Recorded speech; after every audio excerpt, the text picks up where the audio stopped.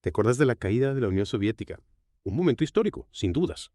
Pero, ¿sabías que de ahí, de ese cambio tan grande, surgieron los que hoy llamamos oligarcas? Figuras que tienen una tremenda influencia en la política mundial, incluso en países como Estados Unidos o acá mismo, en Argentina. Es increíble cómo un evento así puede dar lugar a un fenómeno tan particular. La caída del bloque soviético no solo marca el final de un sistema político, sino también el comienzo, la génesis de una nueva clase de capitalistas, los oligarcas que acumularon fortunas impresionantes y en un tiempo récord.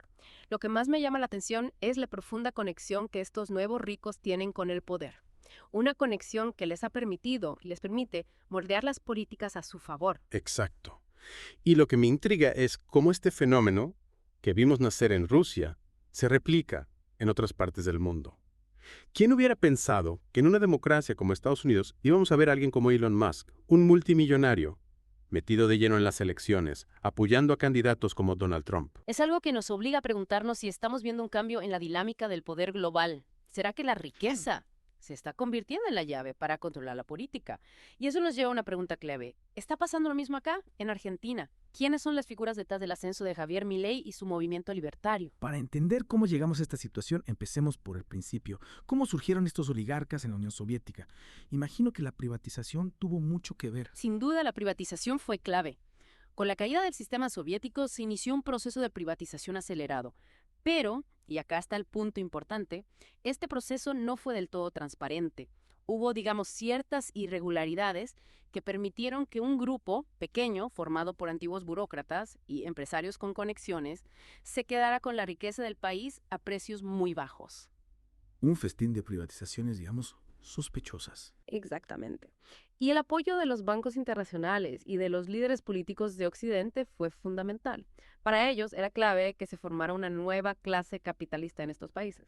Era la forma de asegurar que el capitalismo se instalara definitivamente. Entonces, así nacieron los oligarcas. Pero ¿cómo lograron consolidar su poder? Tener dinero no siempre te garantiza influir en la política. Tienes razón. La clave en este caso fue la estrecha relación que estos nuevos ricos tenían con el Estado. Por un lado, esta conexión les aseguraba grandes ganancias, ya que el Estado, ahora bajo su influencia, les abría las puertas a negocios y contratos muy convenientes. Y por otro lado, les permitía moldear las políticas para proteger sus intereses. Y este contexto de transición, con regímenes que podríamos llamar bonapartistas autoritarios, les facilitó aún más su ascenso. Claro, porque en este tipo de regímenes donde el poder se concentra en una sola figura, la influencia de los oligarcas se vuelve aún más fuerte. Pensemos en figuras como Boris Yeltsin en Rusia, que dependía del apoyo de estos nuevos magnates para mantenerse en el poder.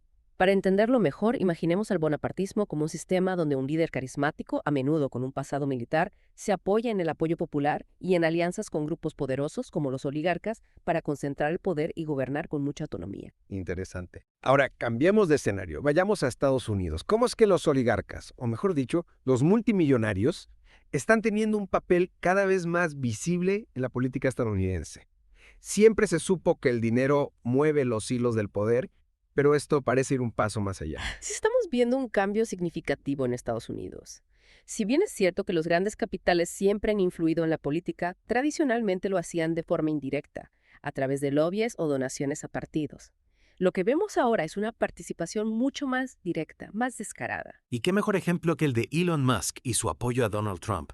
Es increíble cómo este multimillonario no solo donó millones a la campaña de Trump, sino que también usó su plataforma, antes Twitter, ahora X, para influir en la opinión pública, incluso llegando a difundir información falsa. El caso de Musk es un ejemplo perfecto de esto.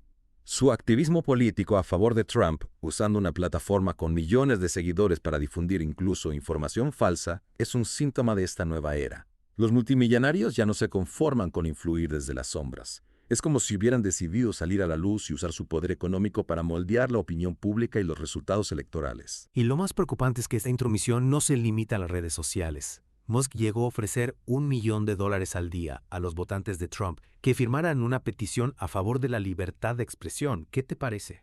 Es un claro ejemplo de cómo el dinero se puede usar para manipular la voluntad popular. Y lo que me preocupa aún más es el posible conflicto de intereses. Un multimillonario con tantos intereses económicos metido de lleno en la política. Recordemos que la fortuna de Musk proviene principalmente de Tesla y SpaceX. Su cercanía con Trump podría haber influido en decisiones que favorecieron a sus negocios. Es una posibilidad que no podemos ignorar. De hecho, varios medios como el Wall Street Journal han señalado que la relación de Musk con Trump le podría haber dado acceso a líderes internacionales y haber facilitado la expansión de sus empresas en el extranjero. La línea que separaba los negocios de la política se está volviendo cada vez más borrosa. Y lo más sorprendente es que Musk no es el único. Trump recibió el apoyo de 52 multimillonarios en su campaña, mientras que Kamala Harris, su rival demócrata, contó con el respaldo de 83. 35 multimillonarios influyendo en las elecciones. Es un dato que nos hace pensar sobre el estado de la democracia en los Estados Unidos. La creciente influencia del dinero en la política es un problema que no podemos ignorar. Es como si estuviéramos viendo el surgimiento de una nueva autocracia, donde el poder económico se traduce directamente en poder político. Y todo esto en un contexto de profunda ansiedad económica para la mayoría de los estadounidenses. La inflación, el aumento del costo de vida, la dificultad para llegar a fin de mes. Son problemas que Trump supo explotar a su favor. Exactamente. El economista Michael Roberts lo explica muy bien en su análisis. Mientras los inversores ricos veían crecer su patrimonio gracias a la inflación y el aumento de los precios de los activos, los hogares estadounidenses promedio sufrían una caída en su nivel de vida. La pandemia, la inflación, el aumento de los precios de los bienes básicos. Un caldo de cultivo perfecto para el discurso populista de Trump. O sea, la desigualdad económica se está traduciendo en desigualdad política. Así es. Y esto nos lleva a una pregunta crucial. ¿Está pasando lo mismo en Argentina? ¿Quiénes financian a Javier Milei y a su movimiento libertario? Están usando su fortuna para influir en la política y obtener beneficios a costa del resto de la sociedad. Esa es la pregunta que intentaremos responder en la próxima parte del programa. Estoy ansioso por continuar esta conversación. Sí, retomamos la conversación, ¿no? Hablamos de la influencia del dinero en la política. Y la pregunta que surge es, ¿quiénes están detrás de Milei acá en Argentina?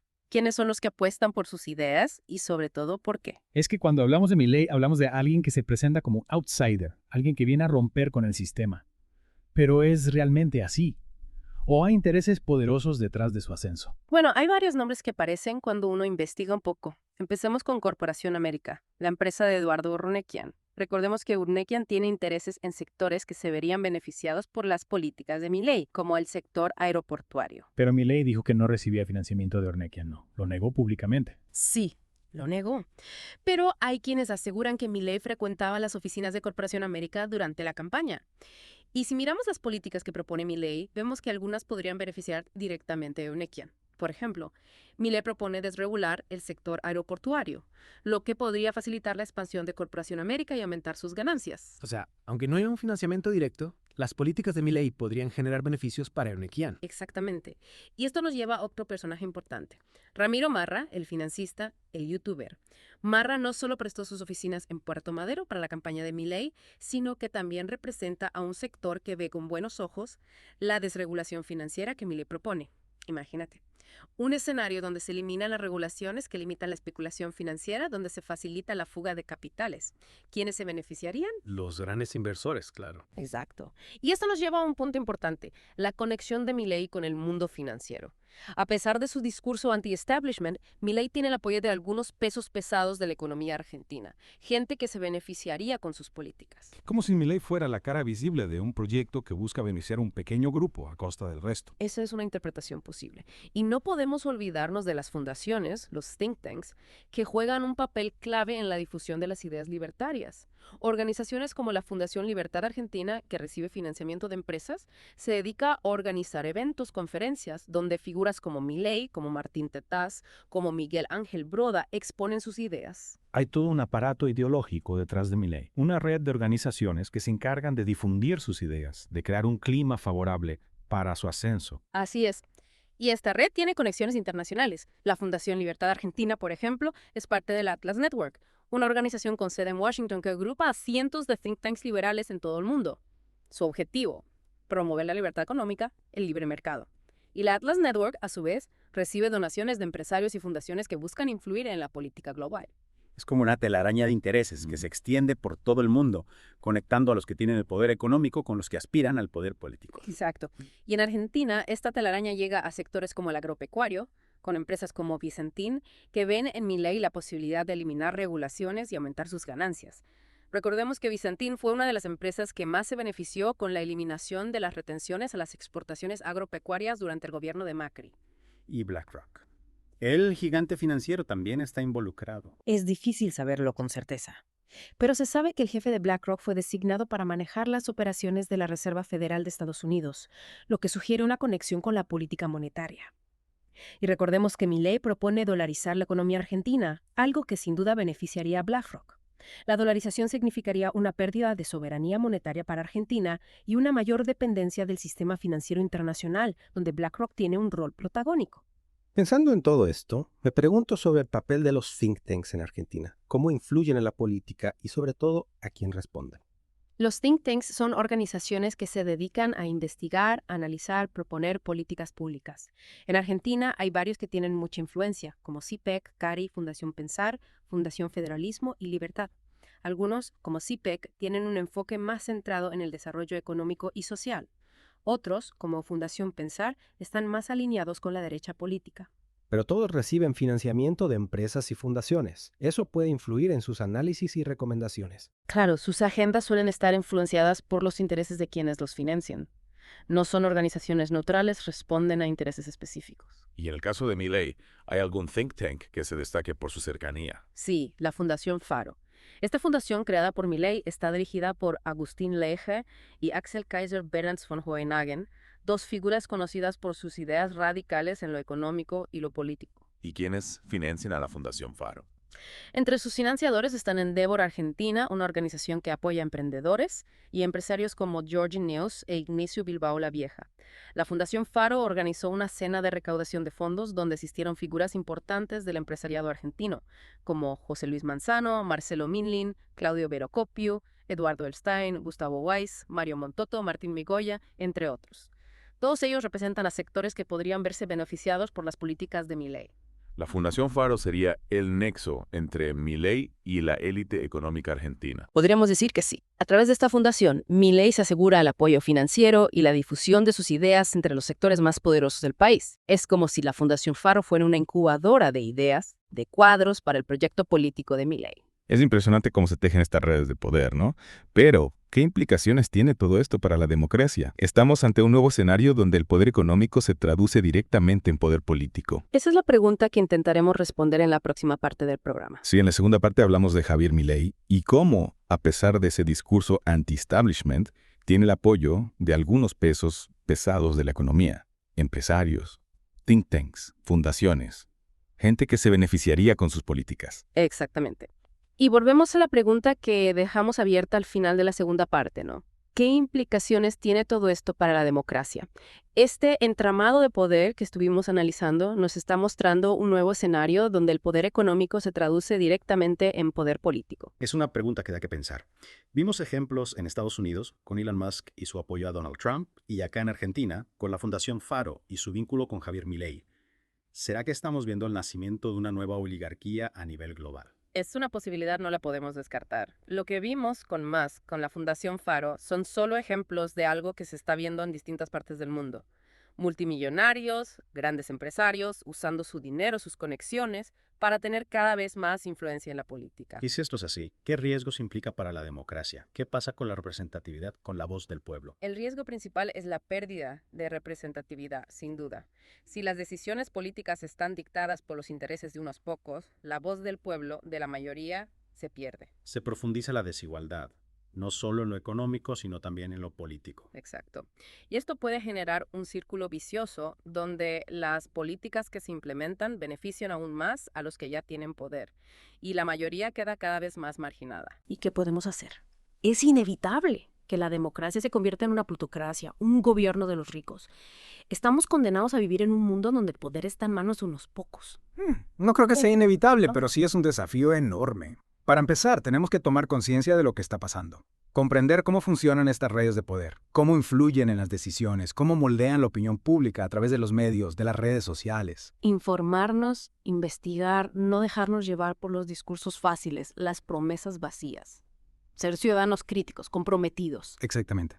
Y también es crucial fortalecer las instituciones democráticas, garantizar la transparencia en la financiación de la política, promover la participación ciudadana y, sobre todo, construir una sociedad más justa, más igualitaria, una sociedad donde el poder económico no sea sinónimo de poder político, donde todos tengamos las mismas oportunidades de desarrollarnos, de participar en la vida pública. Un camino largo, difícil, sin duda.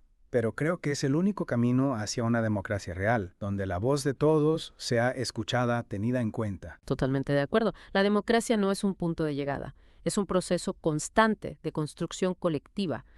Y en este proceso, la participación ciudadana es fundamental.